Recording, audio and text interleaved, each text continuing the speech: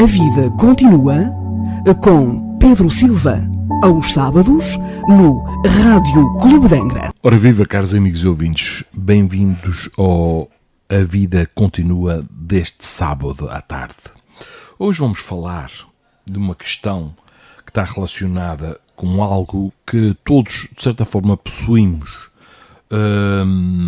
de uma forma residual e outros de uma forma ostensiva. Estamos a falar da faculdade mediúnica, da mediunidade. Vamos então falar da mediunidade, de médiuns e de conexão mental entre os seres. Num livro Entre a Terra e o Céu, ditado pelo espírito André Luiz, no seu capítulo 20, diz assim que tudo é trabalho da mente no espaço e no tempo, a valer-se de milhares de formas, a fim de se purificar e de se santificar para a glória divina. Caros amigos, o tema mediunidade é de grande importância, já que faz parte da grande lei divina ou natural. Todos a possuem, mesmo que de forma rudimentar, e se trata da capacidade de percebermos, nos impressionarmos ou simplesmente sermos influenciados, tocados por outras mentes, quer estejam elas mergulhadas no campo físico ou não. Explicou Allan Kardec no livro dos Médiuns, no capítulo 14, item 159, que toda a pessoa que sente a influência dos espíritos em qualquer grau de intensidade é médium. Essa faculdade é inerente ao homem. Por isso mesmo não constitui privilégio. Pode-se dizer, pois, que todos são mais ou menos médiuns. Caros amigos, vale ampliarmos um pouco mais este conceito a fim de podermos fazer algumas diferenciações importantes. A palavra médium faz referência principalmente à capacidade de uma pessoa ser intermediária entre os dois planos da vida, ou seja, entre o mundo corporal e o mundo espiritual.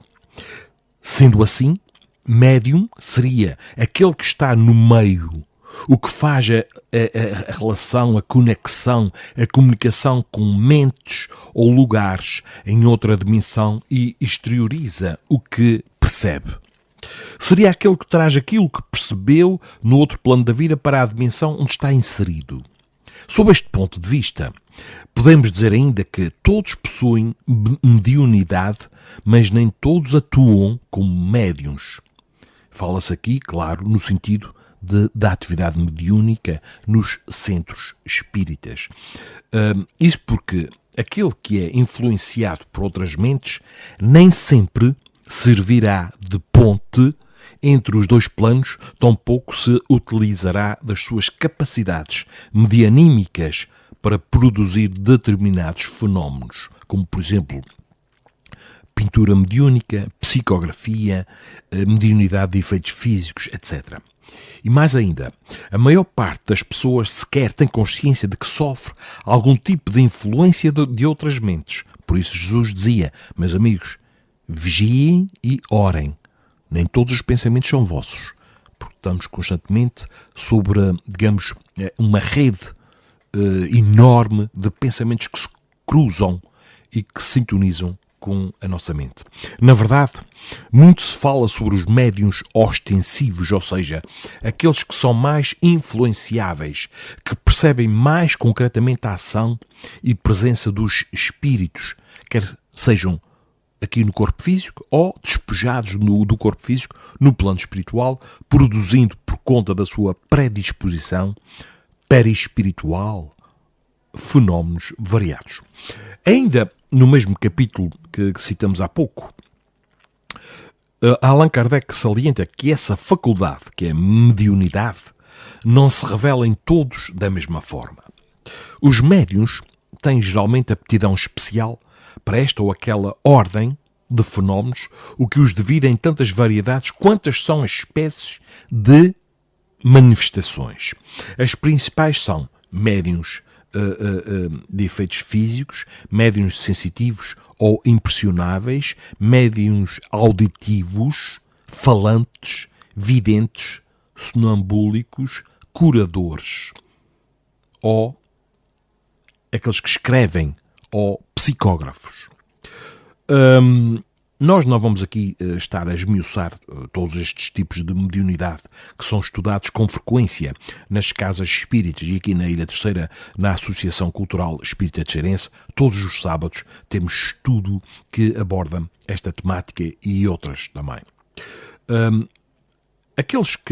Todos aqueles que desejam aprender mais a respeito devem buscar meios para isso, principalmente, lá está novamente o estudo na Casa Espírita, e aqui no caso concreto da Associação Cultural Espírita Teixeirense, ler de forma minuciosa o livro dos médiuns de Allan Kardec, por ser ele o melhor roteiro para aqueles que se percebem mais sensíveis e que pretendem, de certa forma, educar, ou tentar perceber melhor o que tem em si desta característica orgânica, educar melhor as suas capacidades, digamos, perceptivas. O trabalho mediúnico é tarefa séria, que requer mais do que a chamada amorosidade. Existe também a prática de estudo constante, autovigilância e dedicação rotineira sob o risco de erros e quedas graves.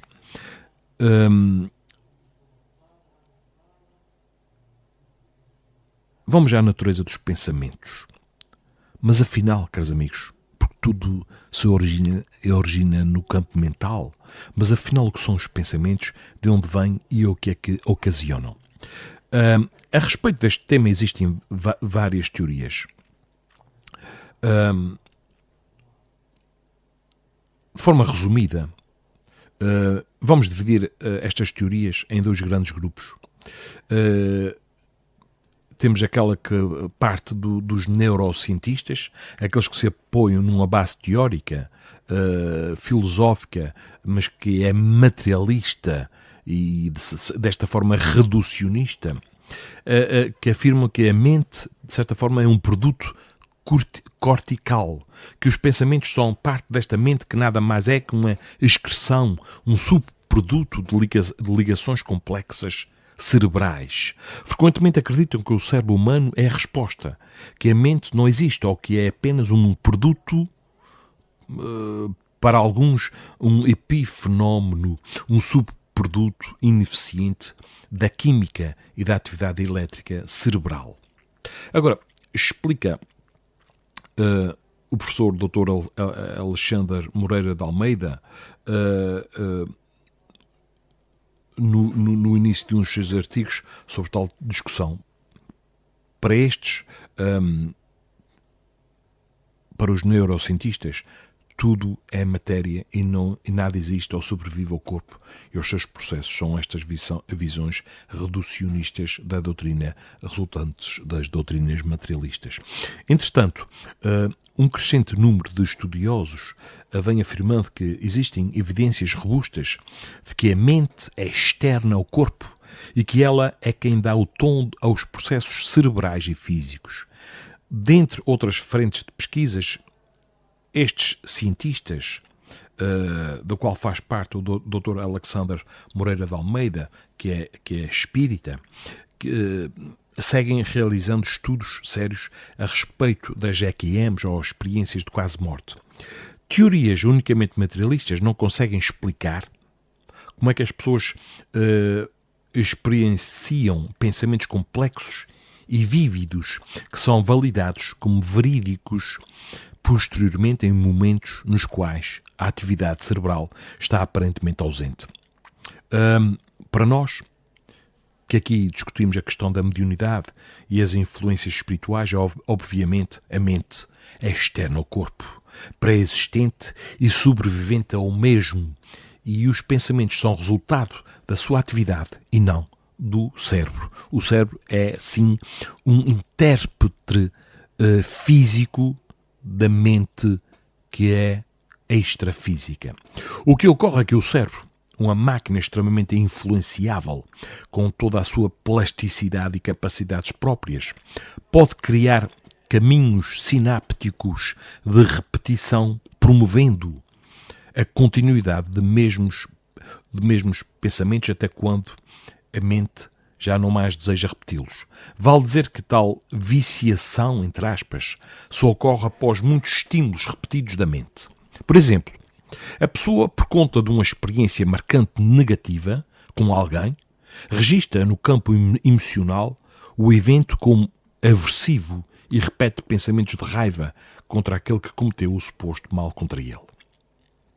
Depois de algum tempo, todo o sistema cerebral estará encharcado com esta natureza de pensamentos, fazendo-os repetir, mesmo quando estes se tornam prejudiciais ao ser pensante. E mais, tais pensamentos repetidos acabam por formar, em torno da pessoa, uma espécie de aura específica.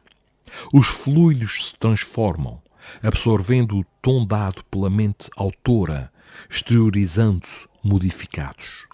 Disse Allan Kardec que os maus pensamentos corrompem os fluidos espirituais como os miasmas deletérios corrompem o ar respirável. Isto retirado do livro dos médiuns que falávamos há pouco.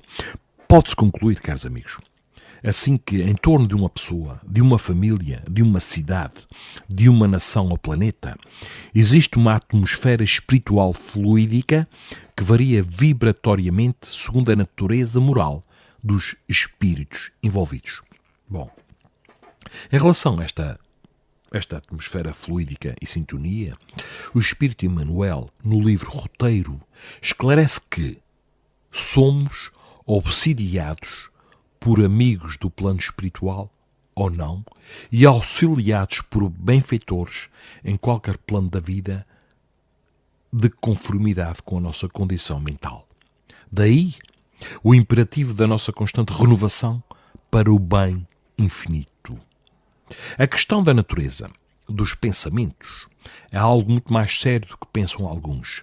Jesus já dizia que o adultério começa nos pensamentos e que já ali a questão seria ou tornava-se grave.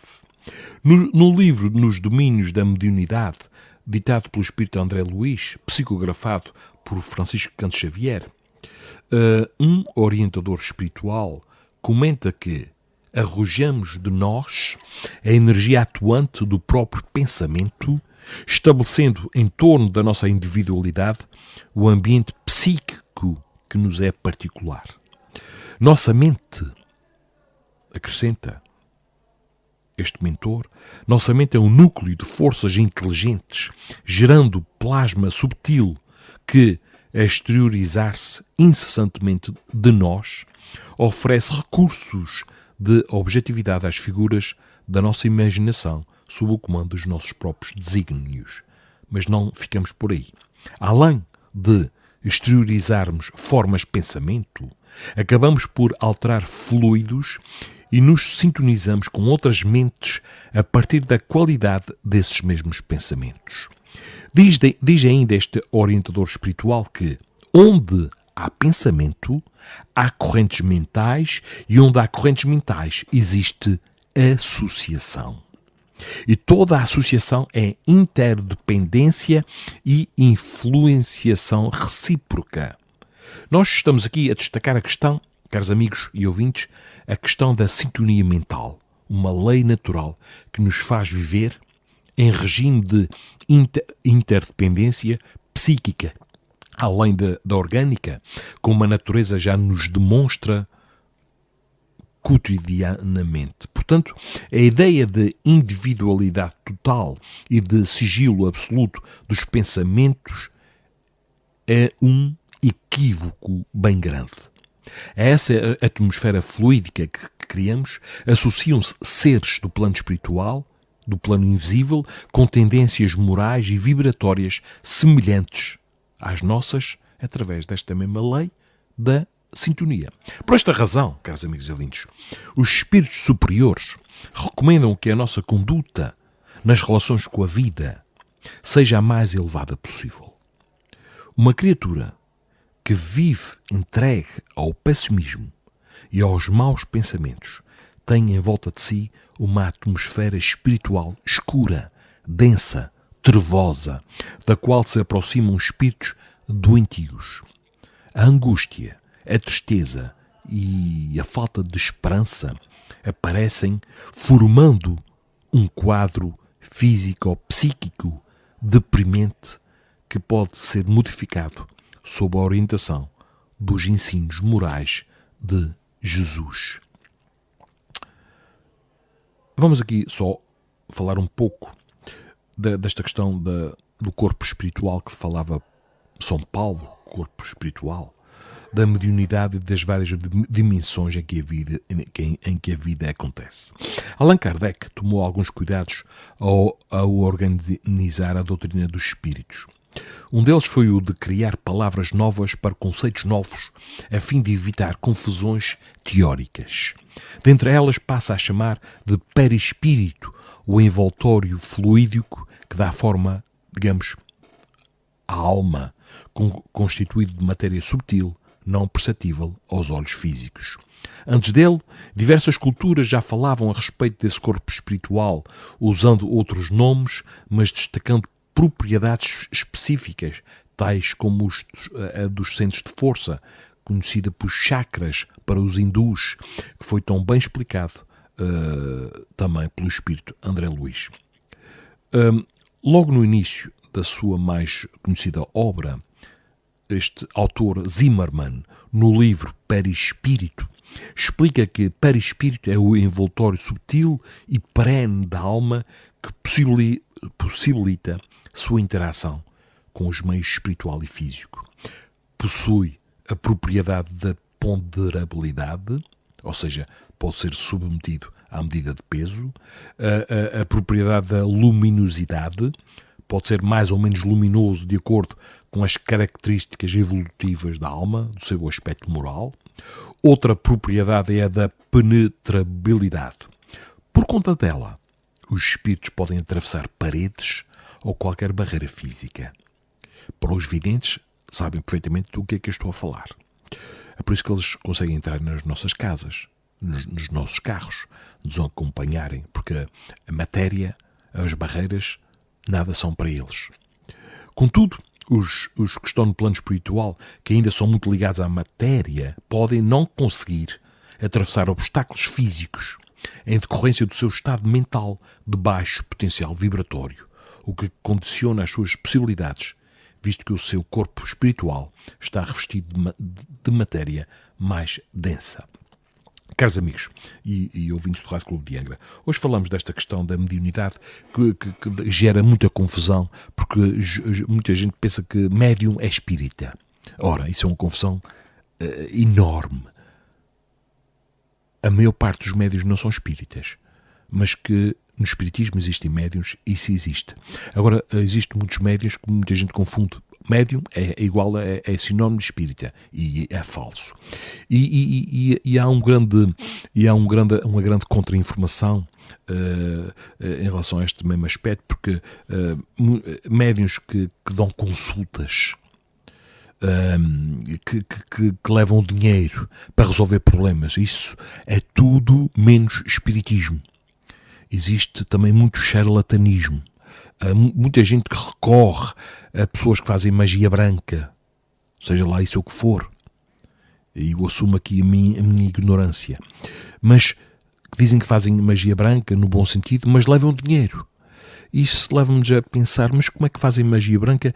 Quem é que está a ajudar no plano espiritual? Os espíritos superiores não trabalham por dinheiro. Portanto, de certa forma,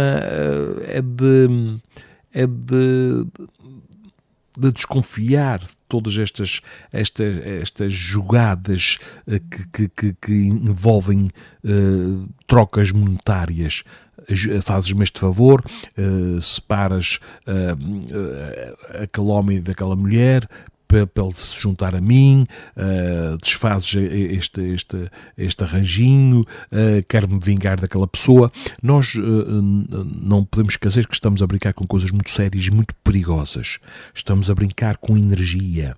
Ir a médiuns pagos para resolver problemas, ninguém nos vai resolver o nosso problema. Somos nós que vamos resolver os nossos problemas. nós podemos ter ajudas, mas sim, recorram, caros amigos, um conselho de amigo, recorram a casas, centros espíritas, que fazem tudo baseado no dai de graça o que de graça recebestes. Não entreguem o vosso dinheiro a pessoas que dizem que vão resolver a vossa vida, porque não vão. A vida até pode passar por um momento assim de alguma mais agradável, mas isso é de pouca dura se nós não nos modificarmos interiormente, porque tudo parte de dentro para fora. Somos nós os únicos construtores do nosso próprio destino. E muito cuidado com estas consultas, com estes médiuns, muito cuidado mesmo. Não se esqueçam da lei de causa e efeito, que é uma espécie de lei de retorno. Não se esqueçam que existem muitos espíritos no plano espiritual que se fazem passar por determinadas pessoas. Enfim, aqui é preciso muita cautela. O lugar mais indicado é uma associação espírita, idónea.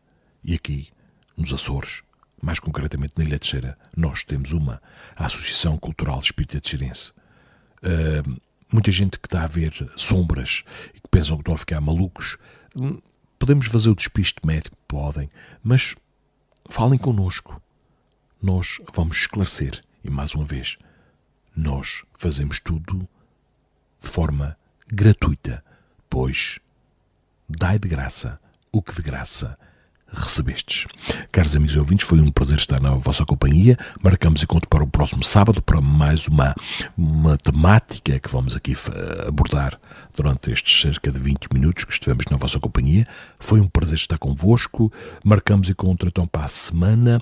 Até lá, não se esqueçam de dar o primeiro passo em direção à vossa própria felicidade, de saírem da vossa zona de conforto. Façam coisas diferentes para o vosso bem e para o bem do próximo. Então, um grande abraço aqui do Pedro Silva. A vida continua com Pedro Silva, aos sábados, no Rádio Clube de Angra.